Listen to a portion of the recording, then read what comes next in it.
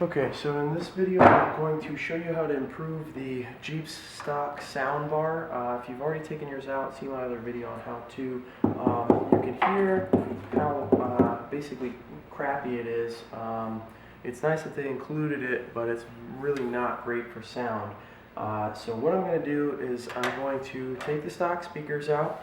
I'm going to line the inside with Dynamat or something similar. I've got a GT mat. You can buy it on Amazon. I'll post the links. And then you'll also need some Polyfill, which is basically just pillow stuffing. And if you have some old pillows, you can actually just use that. The combination of those two things is going to greatly improve your sound, even if you are not upgrading your speakers. I will be upgrading mine to some Polk Audio Marine certified units. In conjunction with my Alpine amplifier. So the first thing you're going to need is a T15 screwdriver, and there's just 3 screws on each of these speakers, and pretty much you just obviously go ahead and remove all 3, and that will give you access to the speaker underneath, and you can pull the speaker out, and that's when you'll have the opportunity to put Dynamat if you want, or just do Polyfill. A lot of people just do Polyfill because that is a good way to improve the sound for only maybe $6 and 30 minutes of your time. I'm going to put Dynamat in to strengthen up the box because I think it's a little bit light and it can stand to get strengthened a little bit better. Obviously, some MDF or something like that would be better if you just want to place it all out. I'm not going to go through building a box. I'm just going to reuse this one. So you go ahead and pull out your speaker here. And on the back of your speaker, there's this little clip here. And this will allow you to just pull it out and take your speaker out. I mean, I don't think the speakers are bad. I just think that in such an open air vehicle, you can obviously do a lot to upgrade it. If you look in here, really thin plastic. I mean, you're asking a lot out of really thin plastic. So I'm going to go ahead and I'm going to start lining this with my Dynamat alternative, and I'll show you the results.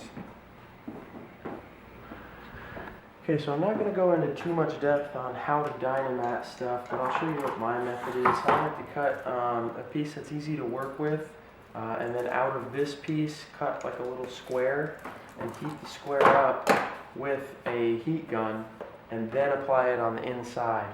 Now, I do that because if you heat it up first, it's hard to cut, or it gets gooey. And I use a heat gun just so it's malleable enough to where I can press it into all the crevices. Now, this heat, you don't need anything too crazy. You could probably even use a hair dryer. But this heat gun cost me $8 at Harbor Freight, so it's pretty unbeatable for the task. I mean, as long as it lasts an hour to do this, it's really all I need. So I go ahead, just cut out a pretty big square, use a little something so you're not chopping stuff up. Ideally, you'd like to have a workbench and not do this in your kitchen or living room, but this is where I'm doing it. So go ahead and cut this and make little squares, and you can just get them in there. There's no set amount of stuff that you have to put in here. Really, the more that you put in there, the better, in my opinion. So just get as much as you can in there and get it as neat as you can, and then we'll start filling with Polyfill. Okay, so I've gone ahead and completed the Dynamat Insulation. I don't know if you can see it in here.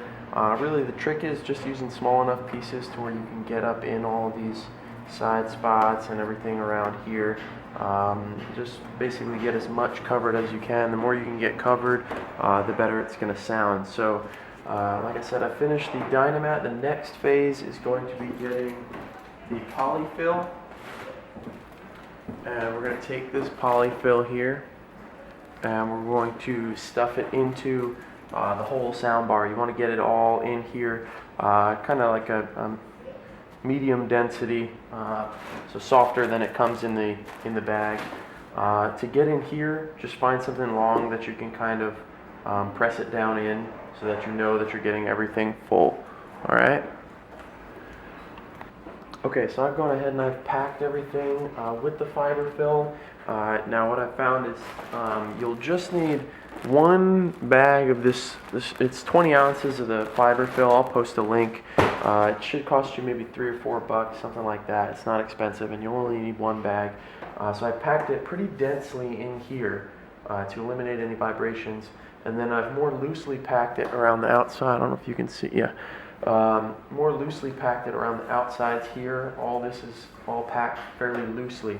Now, depending on what speakers you're putting back in here, that'll determine how much of this leftover you're going to put in behind the speaker.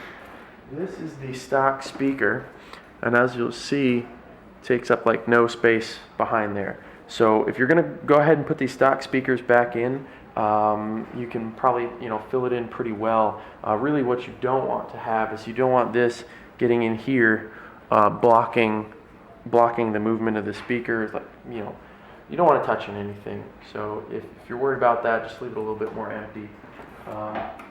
But what I'm going to do is I'm going to install some Polk audios. They're marine certified. I'll post all the model numbers and stuff of what you need underneath the description. You'll need some of these Scosche adapter plates. I like using these little Metra adapters. Now what these do is it allows you to, this is the stock thing right here. And instead of cutting these, you just push them right on, and then you got your positive and negative.